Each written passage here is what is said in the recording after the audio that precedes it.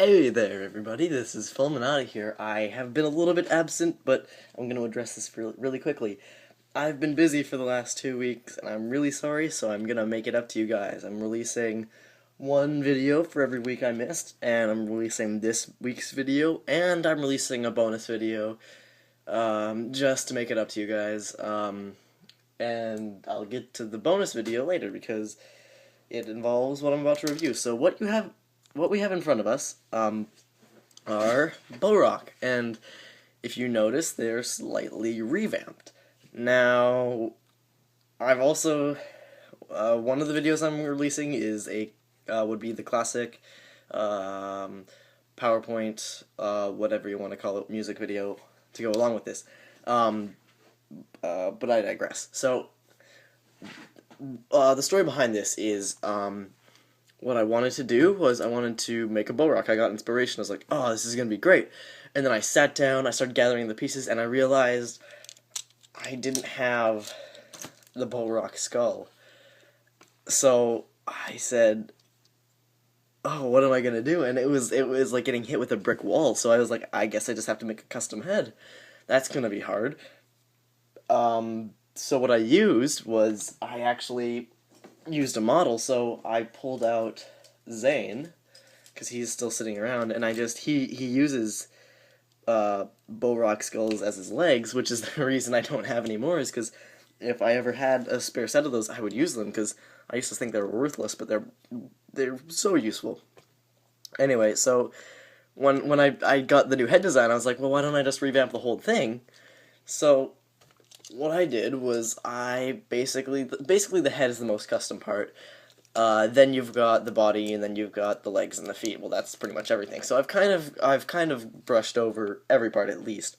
The head I've gone into detail with. So this one is in ball form, and we're just gonna leave it in there because that will be useful later. We'll just put them off to the side, and we're gonna bring this one forward. So this is the green one. It's like Lerok or something, or Larok. I can't remember. Don't hate me, but so one thing you'll notice is these leg parts here. These are the same parts, but if I just look behind me, I will find. I probably won't find. I will. Okay. You'll notice that on the original set, these were this color just because they wanted to add color variance, but I said no. I actually have enough pieces to make it all one color, aside from the eyes and from black or whatever. So we're going to start from the feet up, as we always do. If you'll notice on the bottom of these feet, there are pinhole connectors there, and I've put a little detailing on the back just to make the feet look better. I've just used like whatever the Canon configuration was. I'll go to the arms next. You'll notice on the arms there are those little plus to pinhole connectors there.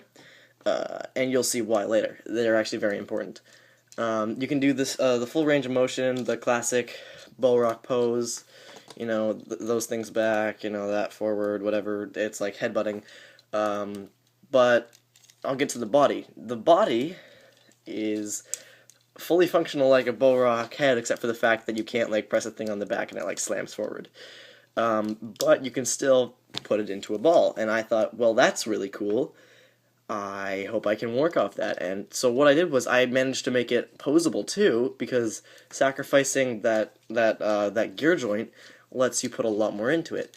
And I kind of used an unorthodox method. What I did was, if you'll see, there's that little I don't know what that outer shelling piece is called, but then there's a plus rod in between there that goes to both sides. And I'm actually going to open up the body and show you, because I don't really care too much about that. You'll see that they actually fit pretty tightly in there.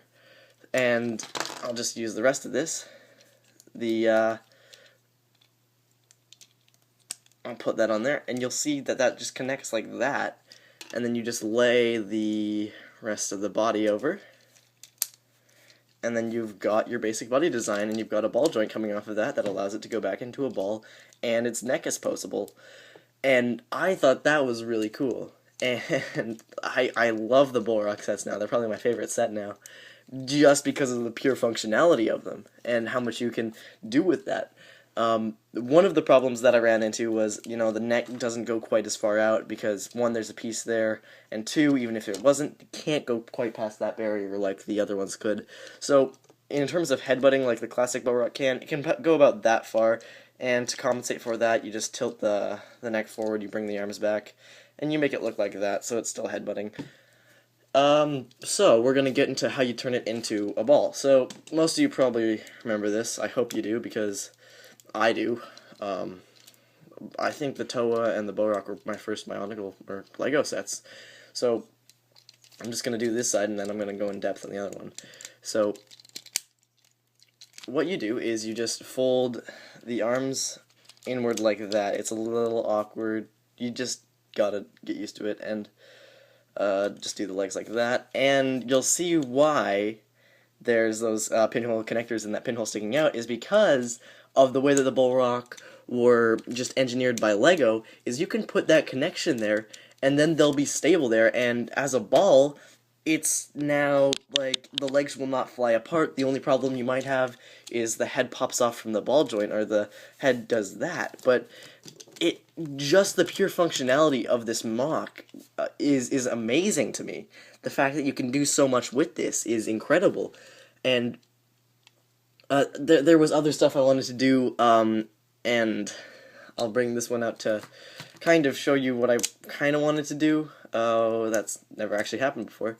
But one of the things I was trying to experiment was like with an alternative bohrok, a bohrok that, it can turn into a ball, but when it turns out of the ball, I'm sorry for that, when it turns out of the ball, it doesn't look like the classic bohrok. So what I originally had was I had like hand pieces like there going up to ball joints. The ball joints would connect to hand pieces up here, so when it's in a ball it looks like that from the side, but instead of connecting off of here from the feet, it would connect off the back from that, and then you just twist that over, and then that would become its new arm. Kind of like you get like some weird shoulder design. I don't know, I didn't keep it, and that's for a reason. I'm just explaining some like logic behind this. Anyway, I've kind of digressed too far. So, okay. This was a review on the bohrok that I made, and I'm really proud of these. Thank you guys for watching.